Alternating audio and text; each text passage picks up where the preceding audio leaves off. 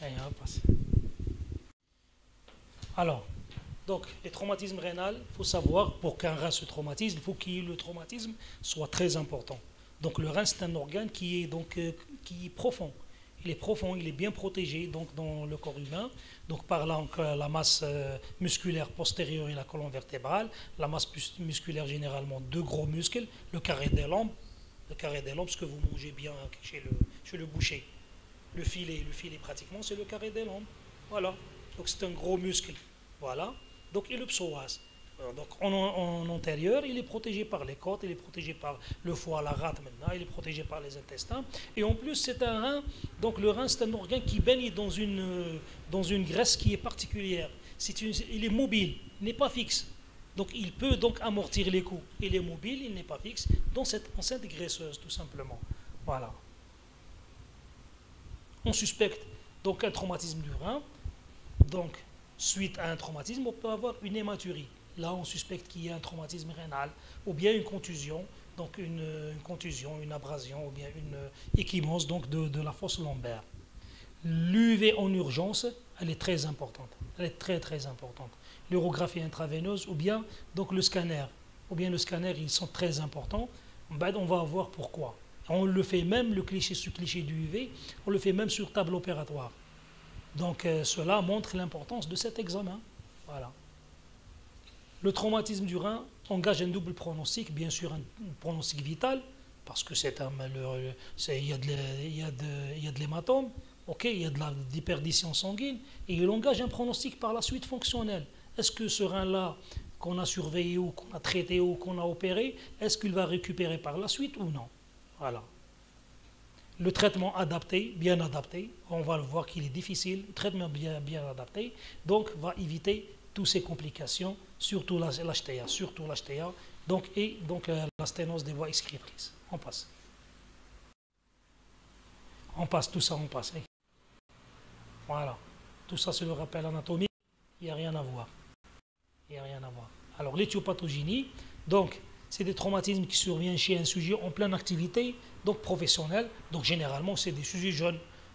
On dit 13 à 30 ans. Voilà, personne en pleine activité. L'accident de circulation domine le tableau clinique. Voilà. Donc, et en second, nous avons les accidents de travail, donc chute donc d'un lieu élevé, ou bien donc accident de sport. Accident du sport, un coup de pied donc lors d'un match de football, et surtout donc la chute sur le guédon pour les enfants. Voilà, ils sont là, donc ils sont sur son bicyclette et il tombe, et il a le guédon qui vient directement sur la lampe. Là, c'est très classique. Là, c'est très classique. Et parfois donc, le traumatisme, il est très violent.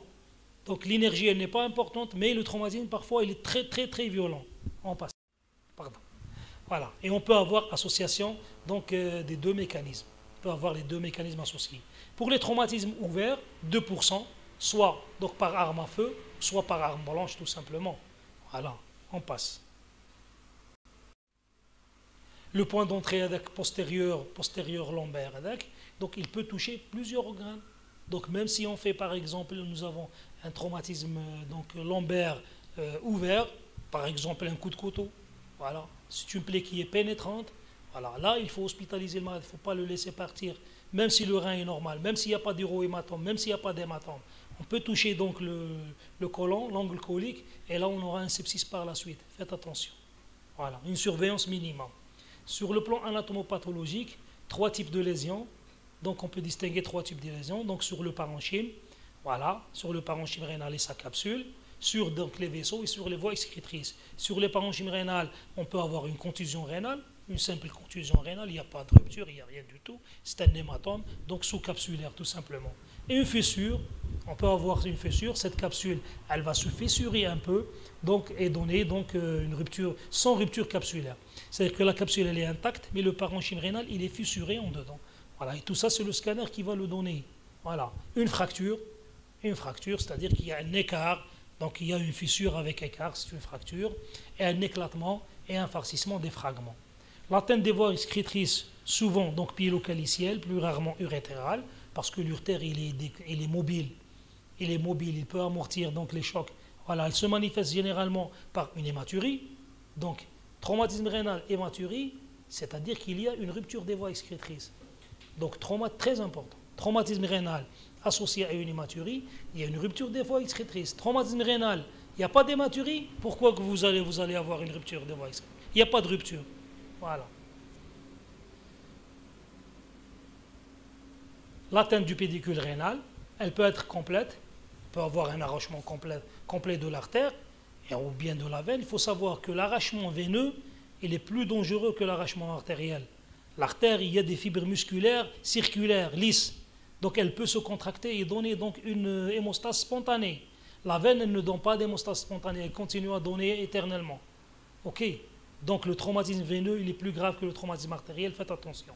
Voilà. Et nous avons donc les traumatismes ou bien les ruptures incomplètes. On peut avoir une dissection donc artérielle tout simplement suite à une rupture partielle de l'intima. De l'intima, oui. Suite à une rupture partielle de l'intima, on peut avoir donc une diffusion du sang entre les parois donc, de l'artère et donner donc une obstruction de l'artère, donner donc une ischémie et nécrose secondaire.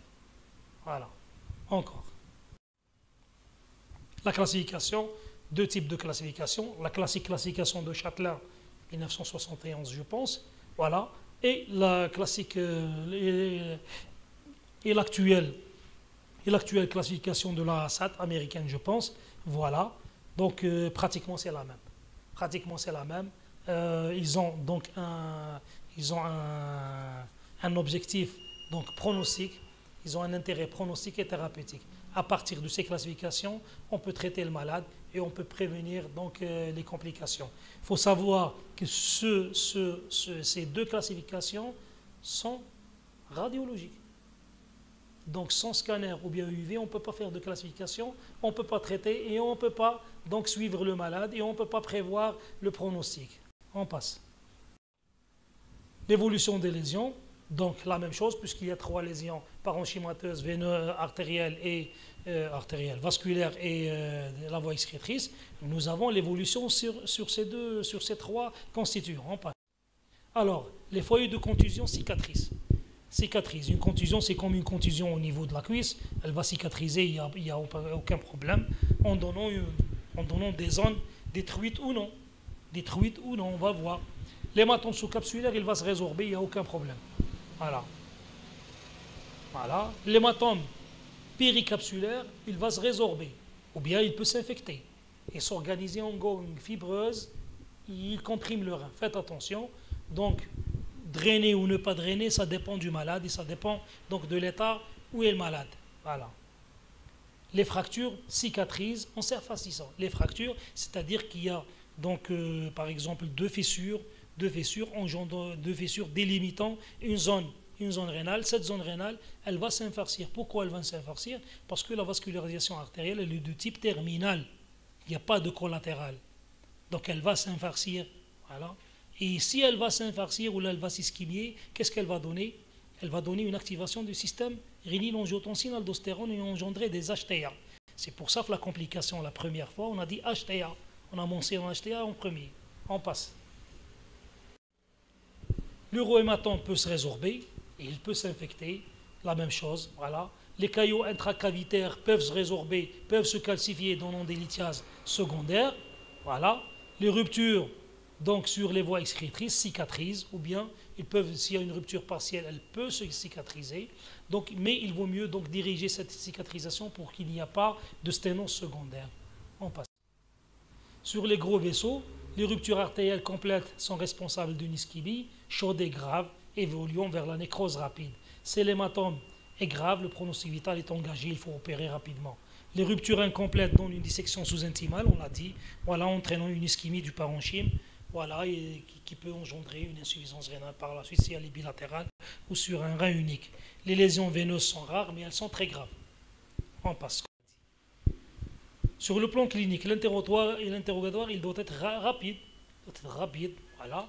Donc, il note donc l'heure du survenu, les circonstances et le mécanisme. Il recherche surtout les antécédents. Les antécédents néphrologiques, les antécédents urologiques, les antécédents cardiologiques, etc. Tous les antécédents. Donc, il ne faut pas hésiter donc, à poser des questions rapides à l'entourage. Rapide à l'entourage. Bien sûr, cet interrogatoire ne doit pas donc retarder la mise en condition du malade. C'est un traumatisme. Traumatisme, donc il est arrivé aux urgences, donc il faut le prendre rapidement. Voilà. L'examen clinique, il faut évoquer un traumatisme rénal devant un polytraumatisé, donc devant tout polytraumatisé, et surtout s'il y a une hématurie. Voilà. L'examen général doit être en premier plan, il doit être rapide, et apprécier l'état hémodynamique du malade, donc il faut prendre le pouls, voir la coloration, la conscience du malade, voilà, prise d'une tension artérielle, voilà, recherche donc d'un collapsus tensionnel et des signes de choc, donc froideur des extrémités, baisse de la tension artérielle et cyanose, tout simplement. Allez, on passe. Rechercher les lésions associées, voilà, rate, foie, donc hémopéritoine, donc faire des touchés pelviens, donc demander une échographie en urgence, très important. Donc à défaut si on n'a pas tout ça, faire ce qu'on appelle une ponction lavage du péritoine, une PLP. Donc je me souviens quand j'étais résident, on fait beaucoup de PLP, maintenant on ne le fait pas presque. Parce que donc ça s'est développé un peu, nous avons l'échographe qui est à disposition, le scanner qui est rapide, etc. Voilà. Voilà. Lésions pelviennes, un type de fracture du bassin, très important. Voilà. Lésions thoraciques, les lésions crânio-rachidiennes et les lésions traumatologiques. Voilà. On passe. Sur les signes urinaires, l'hématurie est le maître symptôme. On a dit qu'il faut suspecter tout traumatisme, un traumatisme rénal devant tout polytraumatisé associé surtout, pas associé surtout à une hématurie. Voilà. Donc, elle est présente dans 90% de cas. Elle peut être micro ou macroscopique. Donc, c'est la même valeur. Ils ont la même valeur. Voilà. Donc, mais généralement, dans ce contexte, on prend la macroscopique, généralement, parce qu'elle est plus grave. Mais quand on prend l'hématurie comme fil conducteur, l'hématurie microscopique, elle équivaut à l'hématurie macroscopique. Voilà.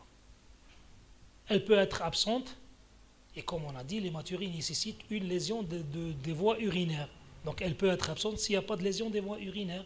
On peut avoir un arrachement vasculaire ou les lésions du pédicule rénal, c'est-à-dire de l'artère et de la veine, et nous n'avons pas d'hématurie. Voilà. Et il n'y a pas de corrélation anatomo-clinique. Il n'y a pas de corrélation anatomo-clinique donc il n'y a pas de corrélation entre la clinique et l'importance du traumatisme. Voilà, on passe. À l'examen clinique, le malade il présente une sensibilité abdominale, surtout de la loge lombaire généralement. Donc il a un empattement lombaire, donc à un degré variable. Des lésions cutanées type d'ecchymose qu'il faut chercher, ou bien d'érosion, ou bien des plaies tout simplement. Fracture de côte, surtout la fracture de la dernière côte, elle peut embrocher le rein tout simplement. Voilà. L'anurie. L'anurie elle est rare. L'anurie c'est-à-dire qu'il n'y a pas de globe vésical ni d'urine. On sonde le malade, il n'y a pas de gouttes d'urine, quelques gouttes. Voilà. L'anurie, donc, elle est rare. Elle est plus fréquemment en rapport avec le choc, avec l'état de choc, qu'avec donc l'inexistence des reins ou l'arrachement pédiculaire. Pour qu'il y ait une anurie chez un individu normal, avec deux reins, il faut qu'il y ait un arrachement des deux côtés. Ce qui est impossible. Bon, impossible, c'est pas impossible. Ce qui est peu fréquent. Voilà. On passe. Les examens complémentaires doivent être réalisés en urgence, s'il y a un malade qui est bien perfusé, s'il y a un malade qui est équilibré. Ok. Donc, le groupage sanguin, généralement, on risque de transfuser le malade à n'importe quel moment. Voilà, groupage sanguin, évaluer donc le taux d'hémoglobine, le taux de plaquettes, voir son hémostase avec un TP, un taux de plaquettes et avec un TCK, et voir la fonction rénale.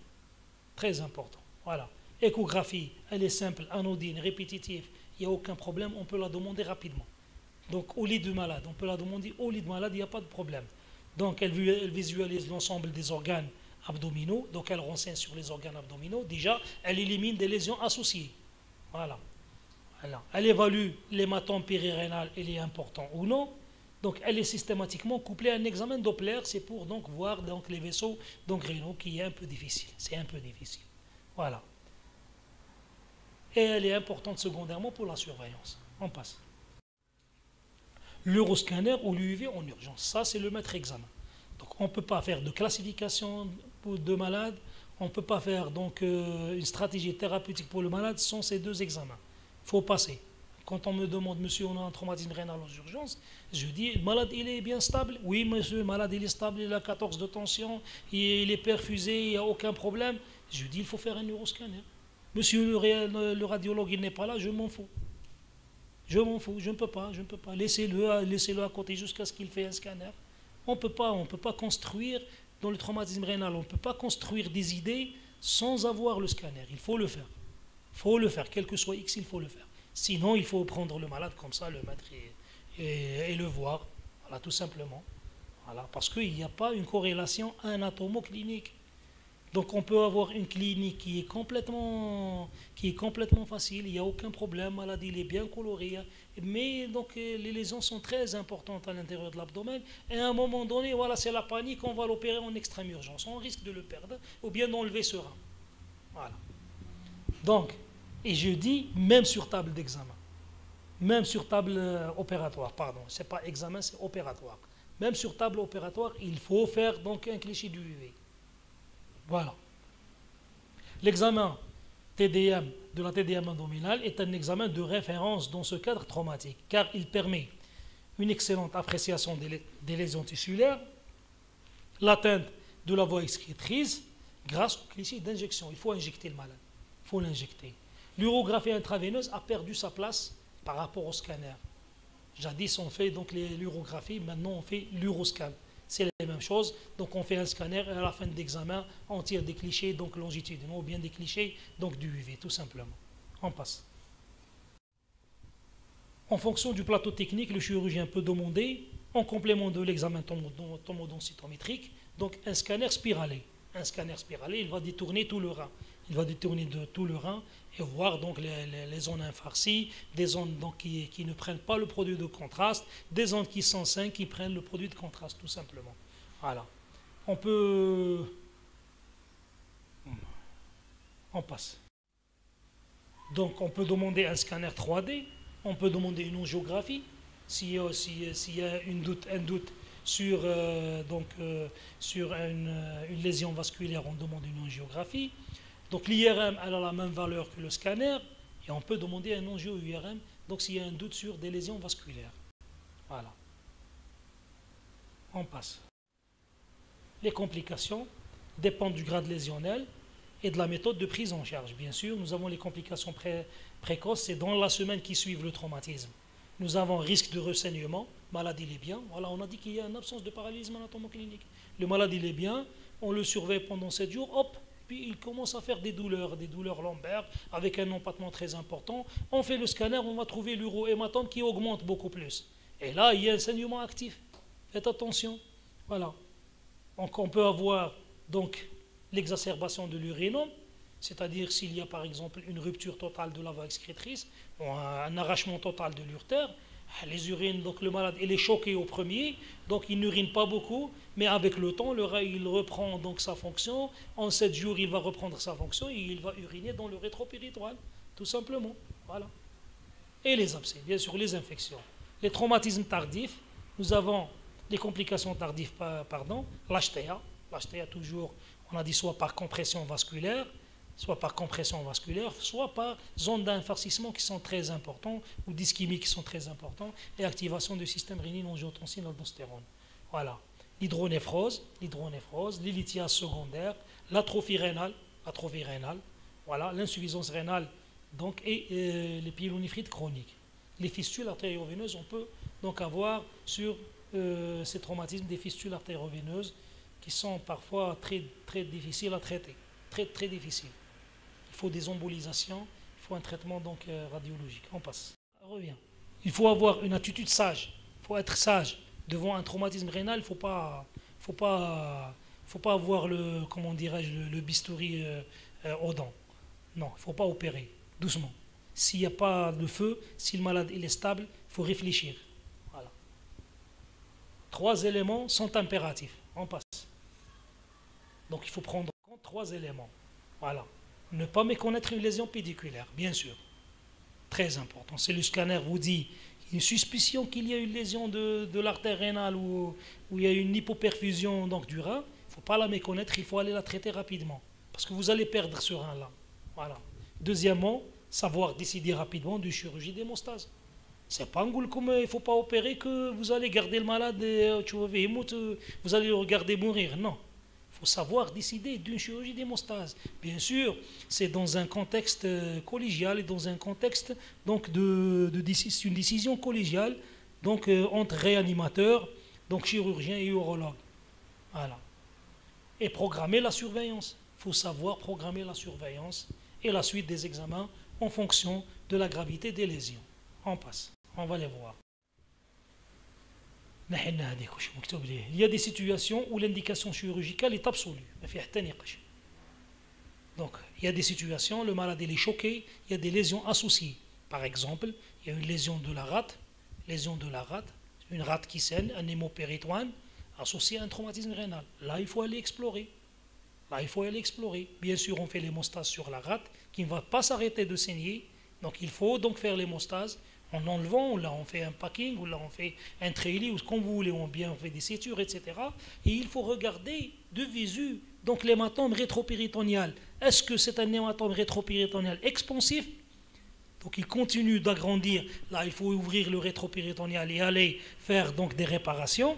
Voilà. Est-ce que c'est un hématome rétropéritonéal qui est constant, qui n'est pas expansif? Et là, il faut le laisser tranquille et surveiller le malade. Voilà. Et n'oubliez pas qu'on a fait l'hémostase donc de la rate. Ça, c'est un exemple que je donne. Voilà. Un saignement mettant en jeu le pronostic vital. L'origine rétropéritonéale de saignement n'est pas toujours évidente et peut être constatée en péropératoire, comme je le dis, lors de la laparotomie pour traitement d'une lésion associée viscérale. Ce qu'on a dit. Voilà. Le traumatisme rénal associé à une lésion associée. L'objectif est alors d'assurer l'hémostase la plupart du temps en réalisant une néphrectomie en raison de l'instabilité hémodynamique. Donc s'il y a une instabilité hémodynamique, là, il ne faut pas hésiter de faire une néphrectomie. Il ne faut pas hésiter. Le malade il est au bout de la mort, il ne faut pas hésiter, mais généralement nous avons le temps. N'oubliez pas que le malade a une hémostase spontanée. Nous avons le temps, il ne faut pas paniquer. On passe. Des cas particuliers. Lors de l'hématurie microscopique, on a dit qu'elle a la même chose. Au moins, il faut faire une TDM. Minimum, il faut faire une TDM et classer les lésions. Voilà. On passe. L'arbre décisionnel. Voilà, je ne le vois pas, l'arbre décisionnel. Voilà, maintenant, généralement, 2 ou 3 situations vont se dégager. Soit le malade qui est stable. Le malade, il est stable. On a fait le scanner, on l'a classé. Il n'y a pas eu de lésion grave. Malade, on le met en surveillance. Donc on refait généralement les examens radiologiques 7 à 14 jours. 7 à 14 jours, pourquoi? Parce qu'au bout de 7 jours, les lésions d'infarcissement vont bien apparaître. Voilà. Deuxième des choses, le malade, il est douteux. On fait ce qu'on appelle une surveillance active. Le malade, il est douteux. Donc je ne sais pas, faut-il l'opérer ou non. Là, il faut le mettre dans une salle de réanimation. Salle de réanimation, pas dans une salle qui est... pas faire comme on fait. Salle de réanimation. Voilà, il faut une surveillance active. Et le moment propice, j'opère. Si le malade devient stable, il rejoint la première situation. Voilà. Si le malade n'est pas stable, il faut l'opérer. Et troisième situation, là le malade il est en état hémodynamique très précaire, là il faut aller opérer, n'hésitez pas de faire des néphrectomies. Dans tous les cas, on n'enlève pas un rein comme ça. Si on peut réparer un rein, on le répare. Par exemple, une lésion vasculaire, on peut faire donc une anastomose vasculaire. Je sais qu'elle est difficile, je sais qu'elle est peu réalisable, il faut tenter. Des ondes d'infarcissement, donc je peux faire des sutures, je peux mettre un treillis, c'est-à-dire un filet et serrer le rein tout simplement. Je peux mettre un packing. Il ne faut pas enlever le rein rapidement. Mais soyez sûr, quand vous opérez un rein en urgence, dans 90%, vous allez l'enlever. Le seul rein qu'on a opéré en urgence, on l'a enlevé. Ok, je vous remercie.